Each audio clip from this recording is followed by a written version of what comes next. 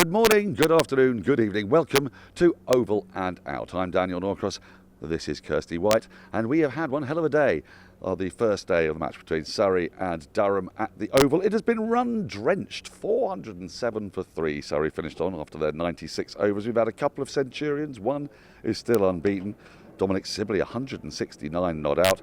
We've had a second first-class 100 for Sam Curran. What a gorgeous knock that has been. And as well as half-century from the captain Burns, 58 unbeaten from Lawrence in pugnacious fashion towards the back end. Surrey have dominated, but maybe the ball has dominated. Maybe the pitch has dominated. To run our rule over all of those things, I've got Kirstie here to discuss it. So, well, let's start with our player of the day. Yeah, without doubt, Dom Sibley. He's really set the platform today for Surrey. Really strong opening partnership with Rory Burns at the top of the order. Gritty in times as well, where there was some bowling some really great lines. But yeah, he went up through the gears. As soon as he got to that 100, he really accelerated on and opened up his range of shots, and has now really set the platform for Surrey to pick up that last batting bonus point and accelerate from there.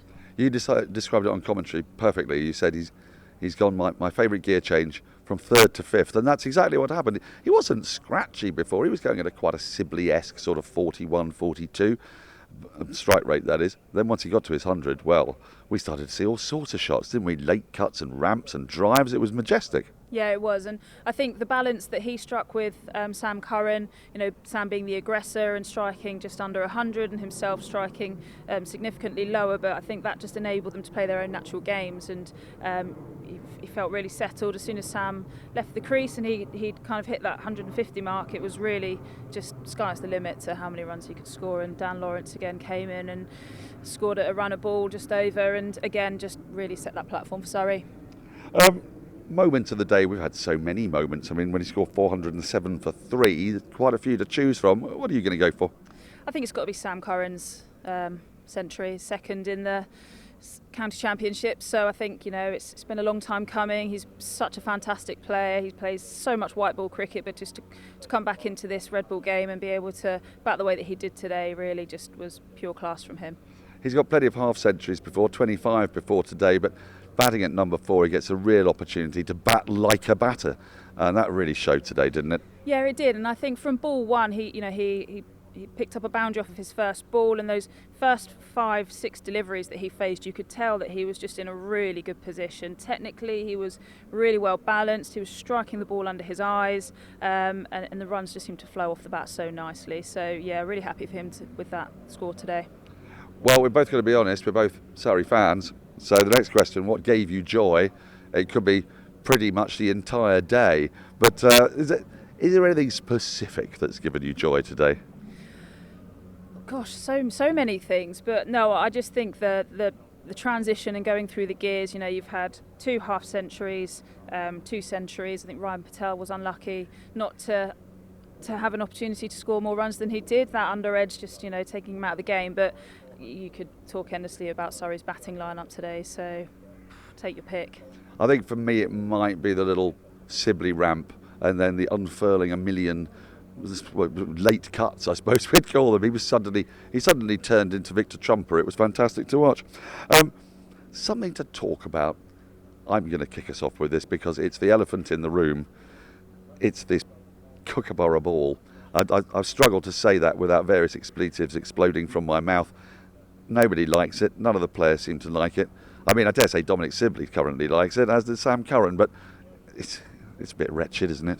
Yeah, and it's tough, isn't it? Because Durham have followed suit here with the tradition of winning the toss and choosing to bowl first, but with that Kookaburra ball, could it come back to bite them? I'm not sure. Let's see what the Surrey bowlers can do with the ball.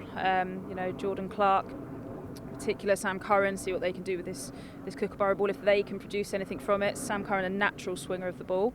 But yeah, we shall see.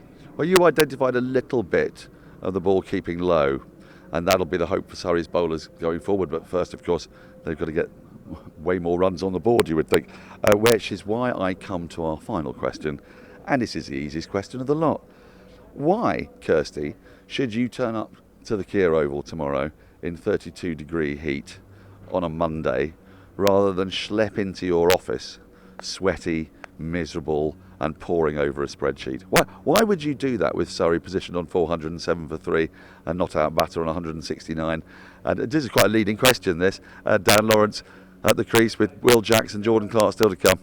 I don't think I need to answer that. You've just done it for me. No, I think you've still got Jordan Clark, Will Jacks to bat, so that platform and the bar could just be really elevated. That final batting point is on offer, so Surrey, I'm sure, will be looking to absolutely pile on the runs here against Durham and really tire them out in the field, and then go and put on a show and see what they can get out of this day 2 wicket tomorrow. If there's any variable bounce and if they can produce anything with this Kookaburra ball, fingers crossed for Surrey they can. It could be a really fun first session, and even maybe a little bit more than that, as Surrey, well, we'll find out what their tactics are. I imagine they're going to try to get up to around 600 and really pile the pressure on Durham. If you come here tomorrow, you'll be able to see it in person. But from Kirstie White and from me, Daniel Norcross, this has been and will be Oval and Out.